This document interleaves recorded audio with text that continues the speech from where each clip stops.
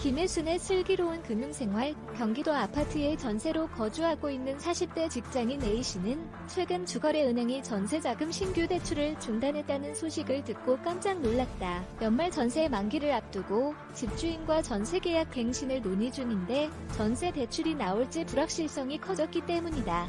A씨는 주변 전세 시세가 많이 올라 추가 대출이 필요할 것 같다며 보증금을 올려주기로 하고 전세 연장을 하기로 했다가 막상 대출이 안 나오면 어떻게 해야 할지 모르겠다며 한숨을 쉬었다.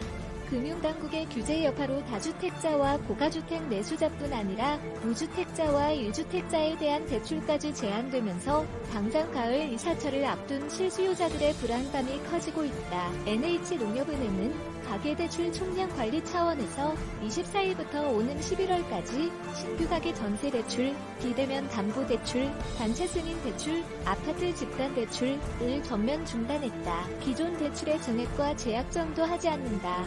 우리은행도 20일 전세자금 대출, SC제일은행은 일부 담보대출 변동금리 상품위 취급을 중지했다. A씨 같은 전세 세입자는 집주인과 2년마다 전세보증금을 협의하고 연장 계약을 체결해야 한다. 은행들은 전세 연장 계약에 따른 추가 대출도 신규 대출로 취급하기 때문에 농협은행이 주거래은행인 A씨는 당장 전세 대출을 받기 어려워진 상황이다. 이에 따라 다른 시중은행 창구에는 대출 가능 여부를 문의하거나 실제 대출을 상담하려는 사람들이 몰려들고 있다. 특히 당장 대출할 필요가 없는데도 미리 받아두려는가 수요 조짐까지 나타나는 분위기다. 한 시중은행 관계자는 이들이 가장 걱정하는 것은 다른 은행들도 NH농협은행이나 우리은행처럼 조만간 대출 창구를 닫을 수 있다는 가능성이라고 말했다. 실제로 지난주 주말을 앞두고 일부 은행의 대출 중단과 제한 소식이 알려진 뒤 주요 시중은행 신용대출 잔액과 마이너스 통정 신규 개설 건수가 크게 늘었다. KB국민, 신한, 하나, 우리, NH농협 등 5대 은행이 지난 23일 기준 신용대출 잔액은 140조 4,097억 원으로 18일 140조 2,438억 원 대비 1,659억 원이 늘어났다. 3영업일 만에 1,700억 원 가까이 증가한 것이다. 지난 13일부터 18일까지 잔액 증가가 492억 원에 그친 것과 대조되는 모습이다. 5대 시중은행의 지난 8월 19일부터 23일까지 3영업일간 마이너스 통정 신규 개설 건수도 7,096건으로 8월 13일부터 18일까지 신규 건수 4,933건에 비해 43.8% 급증했다. 오는 27일부터는 전국농, 축협에서 준조합원에 대한 신규 전세 자금 대출과 주택담보대출이 중단될 전망이다. 신용대출은 중단 대상에서 제외된다. 이는 가계대출 증가율이 목표치를 크게 초과하자 관리 방안을 마련하라는 금융당국의 요구에 따른 것이다. 이번 조치는 11월 혹은 연말까지 이어진다. 금융업계 관계자는 올해 말까지는 시중은행에서 대출을 받기가 점점 더 어려워질 전망이라며 풍선 효과에 따른 연쇄적 대출 중단 사태가 발생할 수 있으니 실수요자들은 대출 신청 시기를 최대한 앞당기라고 조언했다. 주택 매매든 전세 계약이든 잔금을 지급하기로 한 날부터 최대 한 달 전에 은행 대출 승인을 미리 받아놓을 수 있다. 잔금까지 한 달이 남지 않은 사람은 최대한 빨리 대출 신청을 하고 한 달 이상 남은 사람은 매매 스케줄 조정이 가능하면 잔금 날짜를 당기는 것도 방법이다.